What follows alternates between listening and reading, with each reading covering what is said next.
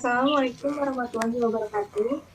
Kami dari kelompok 1 akan mempresentasikan dan menampilkan hasil kerja kelompok ini. Saya Bunga Sipowandari sebagai moderator.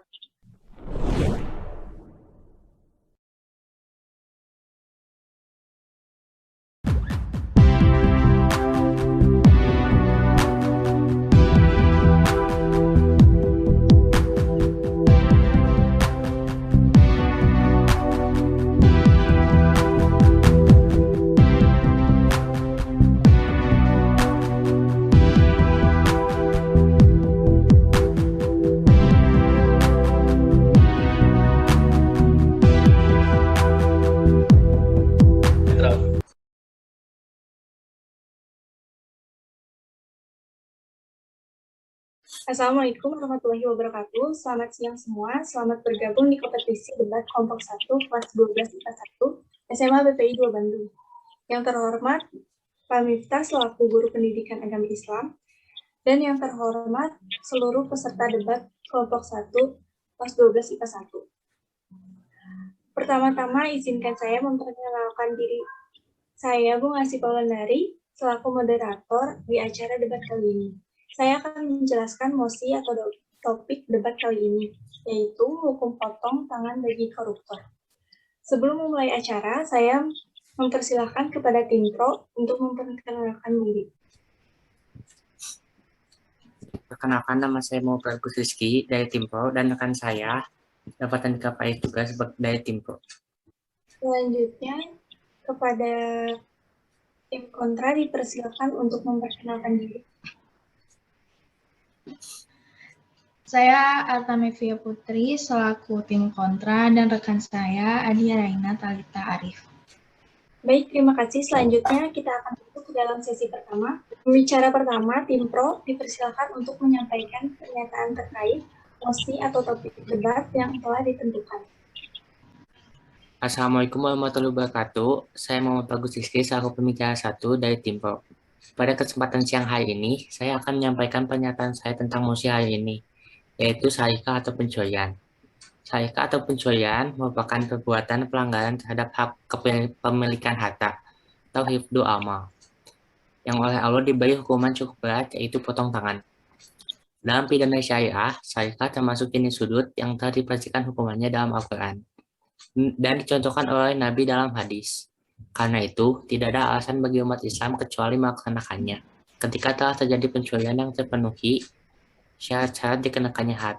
Al-Zuhaili 1989 ayat 103. Hukuman yang berat bagi pencuri tersebut diharapkan mampu membuat para pelakunya jerah, sehingga tidak mengulangi lagi perbuatannya di kemudian hari.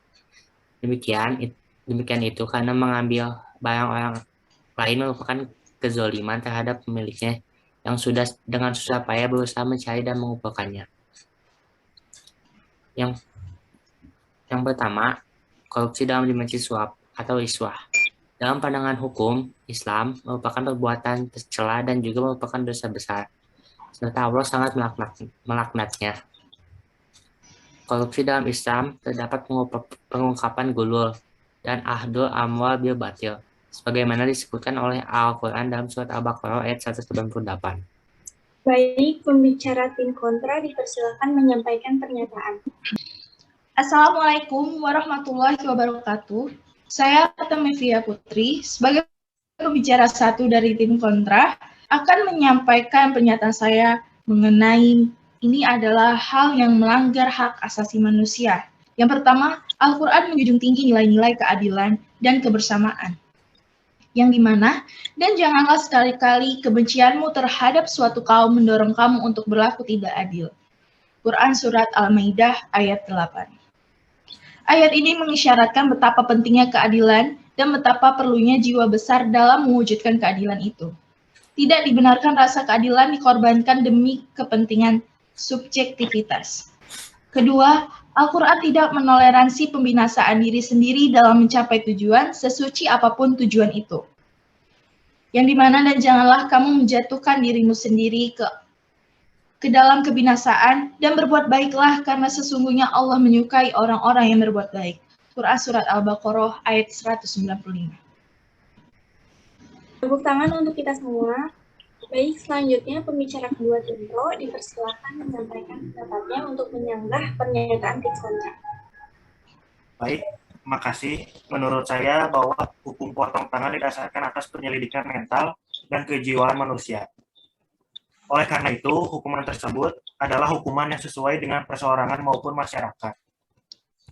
Oleh karena itu, hukum potong tangan merupakan hukuman yang paling baik, sebab bisa mengurangi bilangan jarimah dan bisa menjamin ketentuan masyarakat. Sedangkan pencurian dalam Islam merupakan perbuatan pidana yang diancam dengan potong tangan. Oleh karenanya tidak hapus dengan adanya pemaafan, baik dari korban maupun dari penguasa. Hukuman ini tidak boleh diganti dengan hukuman lain atau yang lebih ringan daripadanya. Allah berfirman di dalam Al-Quran surat Al-Maidah ayat 38, laki-laki yang mencuri dan perempuan yang mencuri, potonglah tangan keduanya sebagai pembalasan bagi apa yang mereka kerjakan dan sebagai siksaan dari Allah. Dan Allah Maha Perkasa lagi, Maha Bijaksana. Itu pendapat dari saya. Terima kasih. Silakan kepada pembicara kedua tim kontra untuk memberikan sanggahan. Baik, terima kasih. Tadi dijelaskan bahwa hukuman untuk koruptor itu potong tangan. Tetapi hukuman potong tangan tersebut masuk ke dalam pelanggaran HAM, dan bagi seseorang yang melanggar HAM, dijelaskan pada UU nomor 26 tahun 2006 bahwa semua yang melanggar hak asasi manusia harus dipidana. Dan kita juga harus bisa melihat sisi positif dari adanya korupsi di negara Indonesia.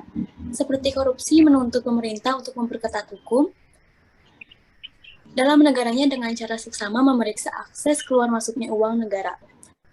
Hal ini bermanfaat untuk memperketat keamanan negara. Korupsi juga memberikan keuntungan besar bagi satu pihak yang mengambil uang tanpa modal sedikit pun. Dan menurut saya juga tak ada satu pihak pun yang bisa menghabisi nyawa seseorang kecuali Tuhan itu sendiri. Terima kasih. Baik, selanjutnya kepada tim pro dan kontra dipersilakan untuk menegaskan kembali dari pernyataan kalian berupa kesimpulan yang akan diawali oleh tim pro. Kepada tim pro dipersilakan. Baik, saya sebagai tim pro setuju dengan mosi ini. Karena jika seseorang itu memang sudah beberapa kali melakukan hal seperti itu, dan mencurinya pun tidak kecil, maka memang harus dilakukan potong tangan. Karena mungkin sifat seseorang itu sudah tetap bahwa dia suka mencuri. Maka salah satu cara yang bisa agar seorang berhenti untuk mencuri yaitu dengan adanya potong tangan. Sekian dan terima kasih. Kepada tim kontra dipersilahkan. Baik, saya sebagai tim kontra tidak menyetujui dengan mosi tersebut. Karena potong tangan melanggar hak asasi manusia, dan Allah juga menjunjung tinggi nilai keadilan, di mana HAM juga termasuk ke dalam nilai keadilan. Karena masih banyak hukuman-hukuman untuk para koruptor yang tidak melanggar hak asasi manusia tersebut. Sekian dan terima kasih. Wassalamualaikum warahmatullahi wabarakatuh. Beri tepuk tangan kepada kedua tim. Hadirin semua, selanjutnya mari kita dengarkan argumen dari pihak netral. Bagi pihak netral, waktu dan tempat dipersilahkan. Baik, Assalamualaikum warahmatullahi wabarakatuh. Nama saya Rayhan Darmansyah sebagai tim netral. Menurut saya kita harus netral dalam bersikap objektif dalam melihat semua masalah.